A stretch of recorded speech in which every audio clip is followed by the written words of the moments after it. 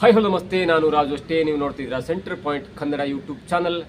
ಧರ್ಮಸ್ಥಳದ ತಲೆಬುರುಡೆ ರಹಸ್ಯಕ್ಕೆ ಇದೀಗ ಅಂತಿಮ ಘಟ್ಟಕ್ಕೆ ಬಂದು ತಲುಪಿಟ್ಟಿದೆ. ದೂರುದಾರ ಕೊಟ್ಟಂತ ಹೇಳಿಕೆಯ ಅನುಗುಣವಾಗಿ ಇದೀಗ ಎಸ್ಐಟಿ ತಂಡ ಸ್ಥಳ ಮಹಾಜರನ್ನ ಕೂಡ ಮಾಡಿದೆ. ಜೊತೆಗೆ ಭೀಮನ ದೂರಿನ ಹಿನ್ನೆಲೆಯಲ್ಲಿ ಭೀಮನನ್ನ ಕರೆದುಕೊಂಡು ಬಂದು ನೇತ್ರಾವತಿಯ ಸ್ಥಾನಘಟ್ಟದ ಅಕ್ಕಪಕ್ಕ ಇರುವಂತ 1 ಕಿಲೋಮೀಟರ್ ಅರಣ್ಯ ಜಾಗವನ್ನ ಶೋಧನೆ ಮಾಡಿದಂತ ಎಸ್ಐಟಿ ತಂಡ ಭೀಮನ ಸೂಚನೆಯ ಮೇರೆಗೆ ಇದೀಗ 15 ಸ್ಥಳಗಳಲ್ಲಿ ಮಾರ್ಕ್ ಮಾಡಿ ಶವಗಳನ್ನ ಎತ್ತುವಂತ ಪ್ರಕ್ರಿಯೆಗೆ ಮುಂದಾಗಿದೆ. ಹಾಗಾದ್ರೆ ಭೀಮ ಹೇಳಿದಂತೆ ಆ 15 ಜಾಗದಲ್ಲಿ ಎಷ್ಟು ಶವಗಳನ್ನ ಹೂತಾಕಿದ್ದಾನೆ, ಯಾವಾಗ ಶವಗಳನ್ನ ಹೊರತೆಗೆಯುವಂತ ಕಾರ್ಯ ಆಗತ್ತೆ, ಜೊತೆಗೆ 15 ಸ್ಥಳಗಳನ್ನ ಗುರುತು ಮಾಡಿದ ನಂತರ ಎಸ್ಐಟಿ ತಂಡ ಭೀಮನನ್ನ ಎಲ್ಲಿಗೆ ಕಳಿಸ್ಕೊಡ್ತು, ಇವೆಲ್ಲವನ್ನ ನೋಡೋದಕ್ಕಿಂತ ಮೊದಲು ಇಲ್ಲಿ ತನಕ ನಮ್ಮ ಚಾನೆಲ್ನ ಸಬ್ಸ್ಕ್ರೈಬ್ ಮಾಡಿಲ್ಲ ಅಂದ್ರೆ ಈಗಲೇ ಸಬ್ಸ್ಕ್ರೈಬ್ ಮಾಡಿ, ಜೊತೆಗೆ ಕಾಮೆಂಟ್ಗಳ ಮುಖಾಂತರ ತಮ್ಮ ಅಭಿಪ್ರಾಯವನ್ನು ತಿಳಿಸಬಹುದು. ವೀಕ್ಷಕರೇ, ಇವತ್ತು ಭೀಮನ ತಲೆಬುರುಡೆ ರಹಸ್ಯಕ್ಕೆ ಒಂದು ದೊಡ್ಡ ದಿನ ಅಂತ ಹೇಳ್ಬಹುದು. ಜೊತೆಗೆ ಸೌಜನ್ಯ ಪರ ಹೋರಾಟಗಾರರಿಗೆ ಅತ್ಯಂತ ಮಹತ್ವಪೂರ್ಣವಾದ ದಿನ ಅಂತ ಹೇಳ್ಬಹುದು. ಇದರ ಜೊತೆಗೆ ಅಲ್ಲಿನ ಪ್ರಭಾವಿಗಳಿಗೆ ಮತ್ತು ಇಂತಹ ಕೆಟ್ಟ ಕೆಲಸವನ್ನ ಮಾಡಿದಂತ ಅನೇಕ ಕೆಟ್ಟ ಜನರಿಗೆ ಇದೀಗ ನಡುಕ ಕೂಡ ಸ್ಟಾರ್ಟ್ ಆಗಿದೆ. ಯಾಕಂದ್ರೆ ಭೀಮ ಈಗಾಗಲೇ ಎಸ್ಐಟಿ ತಂಡದ ಜೊತೆ ಬಂದು ನೇತ್ರಾವತಿಯ ಸ್ಥಾನಘಟ್ಟದ 1 ಕಿಲೋಮೀಟರ್ ದೂರದ ಅರಣ್ಯ ಪ್ರದೇಶವನ್ನು ತೋರಿಸಿದ್ದಾನೆ. ಜೊತೆಗೆ ಅಲ್ಲಿ ತೋರಿಸುವಾಗ ಆ ದೂರುದಾರನ ವಕೀಲನನ್ನು ಕೂಡ ಹೊರಗಡೆ ಇಡಲಾಗಿತ್ತು. ಹಾಗಾಗಿ ಎಸ್ಐಟಿ ತಂಡ ಅಂದ್ರೆ ಜಿತೇಂದ್ರ ದಯಾಮ್ ಅವರ ಎಸ್ಐಟಿ ತಂಡ ಕಾಡಿನ ಒಳಗೆ ಸರಿಸುಮಾರು 1 ಕಿಲೋಮೀಟರ್ ದೂರ ಹೋಗಿದೆ. ಅಲ್ಲಿ ಏನನ್ನೂ ಕೂಡ ಕ್ಯಾಮ್ರಾಕ್ಕಾಗಲಿ ಅಥವಾ ಜನರಿಗಾಗಲಿ ಅವಕಾಶ ಇರಲಿಲ್ಲ. ಅಲ್ಲಿ ನೂರಾರು ಪೊಲೀಸರ ಬಿಗಿ ಭದ್ರತೆಯಲ್ಲಿ, ರಾಜ್ಯ ಸರ್ಕಾರದ ಬಿಗಿ ಭದ್ರತೆಯಲ್ಲಿ ಮತ್ತು ಅನೇಕ ನುರಿತ ತಂಡಗಳ ಬಿಗಿ ಭದ್ರತೆಯ ಪೊಲೀಸ್ ಪಡೆಯ ಜೊತೆಗೆ ಇದೀಗ ಎಸ್ಐಟಿ ತಂಡ ಅಲ್ಲಿ ಜಿತೇಂದ್ರ ದಯಾಮ್ ಅವರು ಪ್ರತಿಯೊಂದು ಸ್ಥಳಗಳನ್ನು ಸೂಕ್ಷ್ಮವಾಗಿ ಪರಿಶೀಲನೆ ಮಾಡ್ತಾ ಇದ್ರು. ಜೊತೆಗೆ ಅಷ್ಟೇ ಆತ್ಮೀಯವಾಗಿ ಭೀಮನ ಜೊತೆ ಮಾತನ್ನ ಕೂಡ ಆಡ್ತಾ ಇದ್ರು. ಹಾಗಾಗಿ ಇದೀಗ ಎಸ್ಐಟಿ ತಂಡ ಅತ್ಯಂತ ದೊಡ್ಡದಾದಂತ ಒಂದು ಕಾರ್ಯಕ್ರಮ ಮುಂದಾಗಿದೆ. ಅದೇನೆಂದ್ರೆ ನಾಳೆ ಅಥವಾ ನಾಡಿದ್ದು ಆ ಭೀಮನು ಹೂತಿಟ್ಟಿರುವ ಆ ಅಸ್ಥಿ ಪಂಜರವನ್ನ ತೆಗಿಲಿಕ್ಕೆ ಮುಂದಾಗಿದ್ದ. ಜೊತೆಗೆ ಆ ಸ್ಥಳಗಳನ್ನ ಅಂದ್ರೆ ಭೀಮ ಹೇಳ್ತಾನೆ ಇಲ್ಲೊಂದು ಹೂತಾಕಿದ್ದೀನಿ, ಅಲ್ಲೊಂದು ಹೂತಾಕಿದ್ದೀನಿ ಅನ್ನುವಾಗ ಯಾವುದೇ ಕಾರಣಕ್ಕೂ ಜಾಗ ಮಿಸ್ ಮಾಡಬಾರ್ದು ಅನ್ನುವ ಕಾರಣಕ್ಕಾಗಿ ಪೂರ್ವ ತಯಾರಿ ಮಾಡಿಕೊಂಡಂತ ಎಸ್ಐಟಿ ತಂಡ ಹೋಗುವಾಗಲೇ ನಂಬರ್ ಪ್ಲೇಟ್ ಅನ್ನ ಅಂದ್ರೆ ಕಬ್ಬಿಣದ ಅಂದ್ರೆ ತಗಡಿನ ತುಂಡಿನಲ್ಲಿ ಬರೆದಿರುವಂತ ಈ ನಂಬರ್ ಪ್ಲೇಟ್ ಅನ್ನು ತೆಗೆದುಕೊಂಡು ಹೋಗಿ number 1, number 2, number 3, number 4, number 5, number 6, number 7, number 8, number 9, number 10, number 11, number 12, number 13, number 14, number 15 ಅನ್ನುವಂಥ ನಂಬರ್ ಕಾರ್ಡ್ ಅನ್ನ ಅಲ್ಲಿ ಹಾಕಿರೋ ಬಗ್ಗೆ ಇದೀಗ ಅತ್ಯಂತ ಸುಸ್ಪಷ್ಟವಾದ ದಾಖಲಾತಿ ಮತ್ತು ವಿಡಿಯೋ ಕೂಡ ಲಭ್ಯವಾಗಿದೆ. ಮತ್ತೊಂದು ಮಾಹಿತಿ ಪ್ರಕಾರ ಮತ್ತೊಂದು ಜಾಗಕ್ಕೆ ಹೋಗಿ ಅಲ್ಲಿಂದ ಸ್ವಲ್ಪ ದೂರ ಹೋಗಿ ಮತ್ತು 5 ಜಾಗಗಳನ್ನ ಗುರುತು ಮಾಡಿದ್ದಾರೆ ಅನ್ನುವಂತ ಮಾಹಿತಿ ಕೂಡ ಸಿಗ್ತೈತೆ. ಆದ್ರೆ ಅದಕ್ಕೆ ಪೂರಕ ಸಾಕ್ಷಿಯ ವಿಡಿಯೋದಲ್ಲಿ ಸಿಕ್ಕಿಲ್ಲ. ಯಾಕಂದ್ರೆ 15 ನಂಬರ್ ಪ್ಲೇಟ್ಗಳು ಈ ಖಾಸಗಿ ನ್ಯೂಸ್ ಚಾನೆಲ್ನ ಕ್ಯಾಮ್ರಾದಲ್ಲಿ ಜೂಮ್ ಮಾಡಿ ನೋಡಿದಾಗ ಖಾಸಗಿ ನ್ಯೂಸ್ ಚಾನೆಲ್ ಕ್ಯಾಮ್ರಾದಲ್ಲಿ ಸಿಕ್ಕಿದೆ. ಆದ್ರೆ ಎಸ್ಐಟಿ ತಂಡ ಮತ್ತು ಮುಂದಕ್ಕೆ ಕರ್ಕೊಂಡೋಗಿ ಮತ್ತೆ ಎಲ್ಲೆಲ್ಲಿ ಶವಗಳನ್ನು ಹೂತಾಕಿದೆ ಅನ್ನುವ ಕಾರಣವನ್ನು ಕೇಳಿದಾಗ ಭೀಮ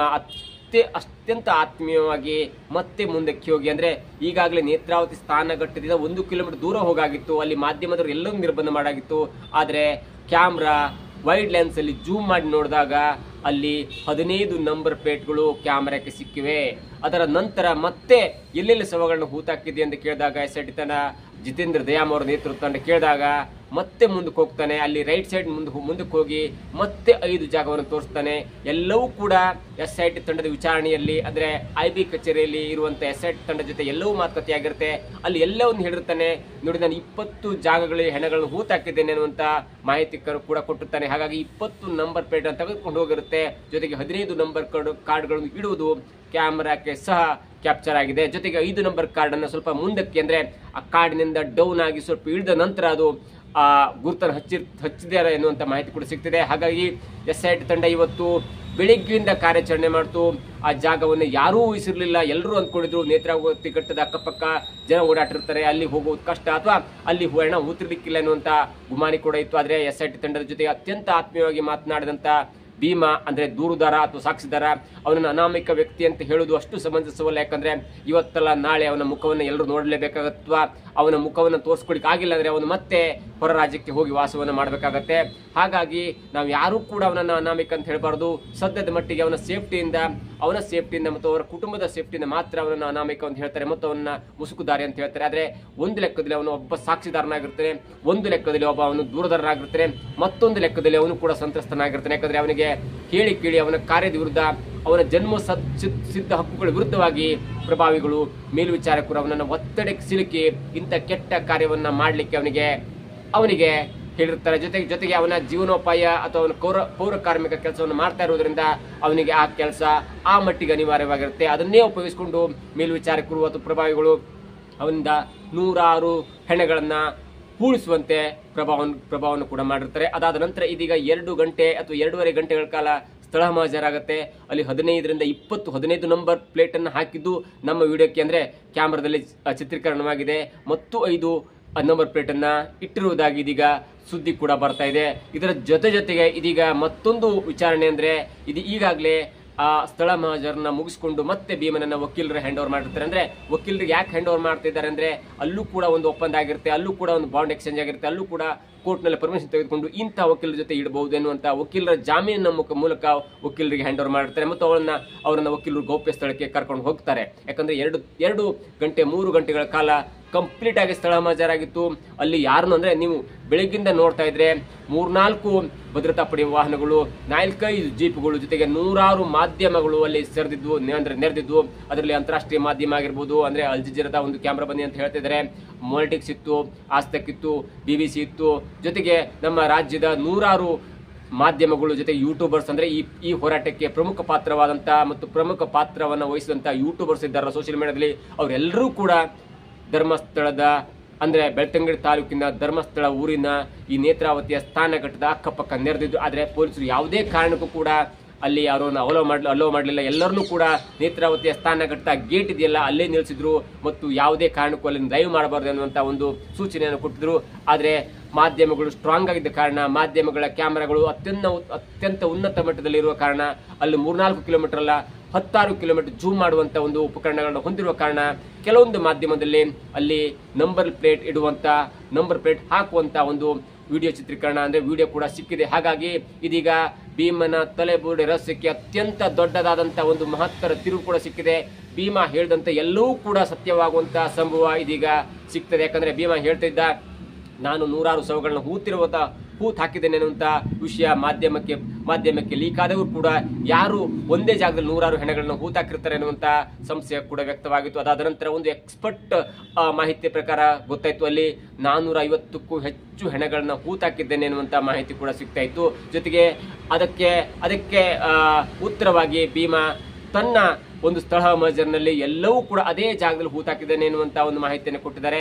ಆದ್ರೆ ನಾಳಿನ ಸ್ಥಳ ಮಜರ್ ಆಗತ್ತಾ, ನಾಳೆ ಸಮಾಧಿ ಅಗಿಯುವಂತ ಅಥವಾ ಆ ಜಾಗವನ್ನು ಅಗಿಯುವಂತ ಒಂದು ಕಾರ್ಯ ಆಗತ್ತ, ಅಥವಾ ನಾಳೆ ಮತ್ತೊಂದು ಕಡೆ ಭೀಮ ಹೇಳಿದಂತೆ ಅಲ್ಲಿ ಸ್ಥಳ ಮಜರ್ ಆಗತ್ತೆ. ಯಾಕಂದ್ರೆ 450 ಹೆಣ ಅಂದ ಕೂಡಲೇ ಅದು 20 ಜಾಗದಲ್ಲಿ 20 ಮಾರ್ಕ್ನಲ್ಲಿ ಅದು ಹೂತಾಕಿರುವಂತ ಚಾನ್ಸಸ್ ಇದೆ, ಅಥವಾ ಭೀಮ ಮತ್ತೆ ಯಾವೆಲ್ಲ ಮಾಹಿತಿಯನ್ನು ಕೊಟ್ಟಿದ್ದಾನೆ ಅನ್ನೋದು ಕೂಡ ಈಗ SIT ತನಿಖೆಯಿಂದ ಅಥವಾ SIT ಅಧಿಕಾರಿಗಳಿಗೆ ಮಾತ್ರ ಗೊತ್ತಿರುತ್ತೆ. ಯಾಕಂದ್ರೆ ನಿನ್ನೆ ಮತ್ತು ಮೊನ್ನೆ ಆದಂತ ಒಂದು ವಿಚಾರಣೆ ಇದೆಯಲ್ಲ, ಮೊನ್ನೆ ಅನುಚೇತ್ ಅವರ ಜೊತೆಗೆ SIT ತಂಡ ಅಂದ್ರೆ SIT ತಂಡ ಅಂದ್ರೆ ಅನುಚೇತ್ ಅವರು ಭೀಮನ ಜೊತೆ ಮಾತಾಡ್ತಿರ್ತಾರೆ. ಭೀಮನ ಜೊತೆ ಅತ್ಯಂತ ಸುಲಲಿತವಾಗಿ ಮತ್ತು ನಂಬಿಕೆ ಬರುವಾಗಿ ಮಾತಾಡ್ತಿರ್ತಾರೆ. ಹಾಗಾಗಿ ಭೀಮನಿಗೆ ಒಂದು ನಂಬಿಕೆ ಬರುತ್ತೆ, ಇಲ್ಲ ಇವರು ಈ ಅಧಿಕಾರಿಯ ಜೊತೆಗೆ ಮಾತನಾಡಿದ್ರೆ, ಈ ಅಧಿಕಾರಿಗೆ ಇನ್ಫಾರ್ಮೇಶನ್ ಕೊಟ್ರೆ ನನ್ನ ಎಲ್ಲ ಕನಸು ಈಡೇರುತ್ತೆ, ನನ್ನ ಪಾಪ ಪ್ರಜ್ಞೆ ಹೋಗುತ್ತೆ. ಯಾಕಂದ್ರೆ ನಾನು ಇಲ್ಲಿಯ ತನಕ ಕೆಟ್ಟ ಕೆಲಸ ಮಾಡಿದ್ದೀನಿ, ಅಂದ್ರೆ ಕೆಟ್ಟ ಕೆಲಸ ಮಾಡಿಸ್ಕೊಂಡಿದ್ದಾರೆ. ಆದ್ರೆ ಈ ಅಧಿಕಾರಿಯ ಮುಂದೆ ನಾನು ಹೇಳಿದ್ರೆ ಇವರು ಎಲ್ಲವನ್ನೂ ನ್ಯಾಯಯುತವಾಗಿ ಅದನ್ನ ಕೆಲಸ ಮಾಡ್ತಾರೆ ಅನ್ನುವಂತ ನಂಬಿಕೆ ಬಂದಾಗ ಮೊದಲ ದಿನ ಅಂದ್ರೆ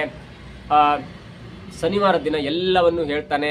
ಅಂದ್ರೆ ನಂಬಿಕೆ ಬರುವಾಗೆ ತನ್ನ ವೈಯಕ್ತಿಕ ಸಮಸ್ಯೆಗಳನ್ನ ಹೇಳ್ಕೊಳ್ತಾರೆ. ಅದಾದ ನಂತರ ನಿನ್ನೆ ರವಿವಾರ SIT ಹೆಡ್ ಆಗಿರುವಂತಹ ಮಾಸ್ಟರ್ ಮೈಂಡ್ ಆಗಿರುವಂತಹ ಡಾಕ್ಟರ್ ಪ್ರಣಬ್ ಮೊಹಂತಿ ಅವರು ಭೀಮನನ್ನು ಕೂರಿಸಿಕೊಂಡು ಅತ್ಯಂತ ಸ್ಪಷ್ಟವಾಗಿ ಮಾಹಿತಿಯನ್ನು ಕೇಳಿದಾಗ ಕೊನೆಯ ಘಟ್ಟದಲ್ಲಿ ಅಂದ್ರೆ ನಿನ್ನೆ ಸರಿಸುಮಾರು ಸಂಜೆ 5 ಗಂಟೆಗೆ ಜಾಗವನ್ನ ಕೂಡ ಹೇಳ್ತಾನೆ. ಇಂತಿಂತ ಜಾಗದಲ್ಲಿ ತನಕ ಯಾವ ಕಾರಣಕ್ಕೂ ಭೀಮ ಜಾಗವನ್ನು ಹೇಳಲ್ಲ, ಎಲ್ಲ ವಿಚಾರವನ್ನು ಸತ್ಯವಾಗಿ ಹೇಳಿರ್ತಾನೆ. ಆದ್ರೆ ಕೊನೆಯಲ್ಲಿ ನಿನ್ನೆ ರವಿವಾರ ಆದ್ರೂ ಕೂಡ SIT ತಂಡ ಅತ್ಯಂತ ಸ್ಪಷ್ಟವಾಗಿ ಕಾರ್ಯಾಚರಣೆಯನ್ನು ಮಾಡುತ್ತೆ. ಭೀಮನ ಹತ್ರ ಏನೆಲ್ಲ ತಾವು ಮಾಹಿತಿಯನ್ನು ತೆಗೆದುಕೊಳ್ಬಹುದು ಅನ್ನೋ ಕಾರಣಕ್ಕಾಗಿ ಮಾತನಾಡಿದಾಗ ನಿನ್ನೆ ಸಂಜೆ ವೇಳೆಗೆ ಸುಮಾರು 5 ಗಂಟೆಯ ವೇಳೆಗೆ SIT ತಂಡ ಅಂದರೆ ಮಾಸ್ಟರ್ ಮೈಂಡ್ ಆಗಿರುವಂಥ ಪ್ರಣಬ್ ಮೊಹಂತಿ ಅವರು ಆತ್ಮವಿಶ್ವಾಸಕ್ಕೆ ತೆಗೆದುಕೊಂಡು ನೀನಿಲ್ಲ ಹೇಳು ಯಾವ ಜಾಗ ಅಂತ ಹೇಳು ನ್ಯಾಯ ಒದಗಿಸುವ ಕೊಡುವಂಥ ಕೆಲಸ ನಮ್ಮದು.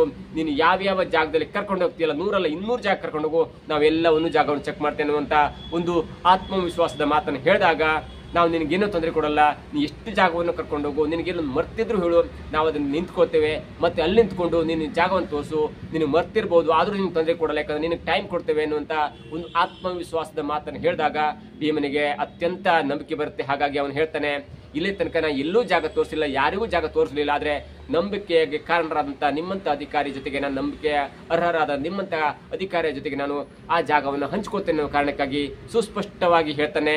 ನೇತ್ರಾವತಿಯ ಸ್ಥಾನಘಟ್ಟದಿಂದ 1 ಕಿಲೋಮೀಟರ್ ದೂರ ಇರುವಂಥ ಜಾಗದಲ್ಲಿ ಎಲ್ಲಾ ಹೆಣಗಳನ್ನು ಹೂತಾಕಿದ್ದೇನೆ ಎನ್ನುವಂಥ ಮಾತನ್ನು ಹೇಳ್ತಾನೆ. ಆಗ ಕೇಳ್ತಾರೆ, ಸರಿಸುಮಾರು ಒಂದು ಜಾಗದಲ್ಲಿ ಎಷ್ಟು ಹೆಣಗಳನ್ನು ಹೂತಾಕಿದೆ ಅನ್ನುವಂಥ ಸ್ಪಷ್ಟ ಮಾಹಿತಿಯನ್ನು ಕೇಳಿದಾಗ ಒಂದೊಂದು ಜಾಗದಲ್ಲಿ 10 ಹೆಣ ಹಾಕಿದ್ದೇನೆ, ಒಂದೊಂದು ಜಾಗದಲ್ಲಿ ಒಂದೊಂದು ಹೆಣ ಹಾಕಿದ್ದೇನೆ ಅನ್ನುವಂಥ ಮಾಹಿತಿಯನ್ನು ಕೊಡ್ತಾನೆ. ಹಾಗಾಗಿ ಸರಿಸುಮಾರು 50 ನಂಬರ್ ಪ್ಲೇಟ್ ಅನ್ನ ರೆಡಿ ಮಾಡ್ಕೊಂಡಿದ್ರು ಎನ್ನುವಂಥ ಮಾಹಿತಿ ಕೂಡ ಸಿಗ್ತದೆ. ಆದರೆ ಇವತ್ತಿನ ಸ್ಥಳ ಮಹಾಜರ್ನಲ್ಲಿ ಬರೋಬ್ಬರಿ 20 ಮಾರ್ಕ್ ಅನ್ನ ಮಾಡಿದ್ದಾರೆ. 20 ಮಾರ್ಕ್ನಲ್ಲಿ ಅತ್ಯಂತ ಸೂಕ್ಷ್ಮವಾಗಿ ಹೆಣಗಳನ್ನ ಎತ್ತಬೇಕಾಗತ್ತೆ. ನೀವು JCB ತೆಗೆದುಕೊಂಡು ಹೋಗಿ ಅದನ್ನ ಅಗಿಲಿಕ್ಕಾಗಲ್ಲ. ಅಲ್ಲಿ ಕೆಲವೊಂದು ಉಪಕರಣಗಳ ಮುಖಾಂತರ, ಕೆಲವೊಂದು ಸಲಕರಣೆಗಳ ಮುಖಾಂತರ ಮಾತ್ರ ಆ ಜಾಗವನ್ನು ಅಗಿಬೇಕಾಗತ್ತೆ. ಯಾಕಂದ್ರೆ ಆ ಜಾಗದಲ್ಲಿ ಎಷ್ಟು ಅಡಿ ಒಳಗಡೆ ಹೆಣ ಇದೆ, ಏನಾದರೂ ಅಗಿವಾಗ ಆ ಮೂಳೆ ಪೆಟ್ಟಾಗಬಾರ್ದು, ಆ ಮೂಳೆ ಹಾಳಾಗಬಾರ್ದು, ಅದರಿಂದ DNA ಟೆಸ್ಟ್ಗೆ ಅಪಾರ ಹಾನಿಯಾಗುತ್ತೆ. ಜೊತೆಗೆ ಇದರ ಮೂಲ ಉದ್ದೇಶ ಇದೆಯಲ್ಲ, ಅಸಹಜ ಸಾವುಗಳಿಗೆ ಕಾರಣರಾದಂತಹ ಆರೋಪಿಯನ್ನು ಹಿಡಿಬೇಕು ಅನ್ನೋ ದೃಷ್ಟಿಯಲ್ಲಿ ಯಾವುದೇ ಕಾರಣಕ್ಕೂ ಕೂಡ ನೀವು ಉತ್ಖನನ ಕ್ರಿಯೆಯನ್ನು ಕೇಳಬಹುದು.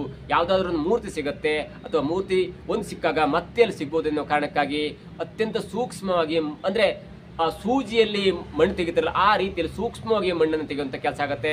ಹಾಗಾಗಿ ಯಾವುದೇ ಕಾರಣಕ್ಕೂ ಕೂಡ SIT ತಂಡಕ್ಕೆ ಇದು 1 ದಿನದ ಕೆಲಸ, 2 ದಿನದ ಕೆಲಸ ಅಲ್ಲ. ಅಲ್ಲಿ ಎಕರೆಗಟ್ಟಲೆ ಜಾಗದಲ್ಲಿ ಹೆಣಗಳನ್ನು ಹೂತಾಕಿರುವಂಥ ಮಾಹಿತಿ ಸಿಕ್ಕ ನಂತರ ಈಗ SIT ತಂಡ ನಾಳೆ ಅಥವಾ ನಾಡಿದ್ದು ಸಮಾಧಿ ಅಗಿಯುವಂಥ ಮತ್ತು ಕಾಡನ್ನು ಅಗಿಯುವಂಥ ಕೆಲಸ ಕೂಡ ಮಾಡಬೇಕಾಗತ್ತೆ. ಜೊತೆಗೆ ಯಾವ ರೀತಿಯಲ್ಲಿ ಅದು ಅಗಿಬೇಕಾಗತ್ತೆ ಎಲ್ಲವೂ ಕೂಡ, ಯಾಕಂದ್ರೆ ಅಲ್ಲಿ ಮರ ಇರುತ್ತೆ, ಅಲ್ಲಿ ಜನ ಬರ್ತಾರೆ, ಮತ್ತು ಇವತ್ತು ರಾತ್ರಿ ಯಾವ ಎಲ್ಲ ಅಧಿಕಾರಿಗಳನ್ನ, ಯಾವೆಲ್ಲ ಭದ್ರತಾ ಪಡೆಗಳನ್ನ ಇಟ್ಕೊಂಡು ಆ ಜಾಗವನ್ನ ಅಂದ್ರೆ ಪ್ರೊಟೆಕ್ಟ್ ಮಾಡ್ತಾರೆ, ಸರೌಂಡ್ ಜನರಿಂದ ಪ್ರೊಟೆಕ್ಟ್ ಮಾಡ್ತಾರೆ, ಮತ್ತು ಅನಾಮಕ್ ಅಥವಾ ಬೇರೆ ಬೇರೆ ವ್ಯಕ್ತಿಗಳು ಬಂದು ಅದನ್ನ ಅಗಿದು ಅದನ್ನ ಸಾಕ್ಷಿ ನಾಶ ಮಾಡುವಂತ ಕೆಲಸ ಕೂಡ ಇರೋದ್ರಿಂದ ಆ ಜಾಗ ಕೂಡ ಇದೀಗ ಪ್ರೊಹಿಬಿಟೆಡ್ ಏರಿಯಾ ಆಗುತ್ತೆ.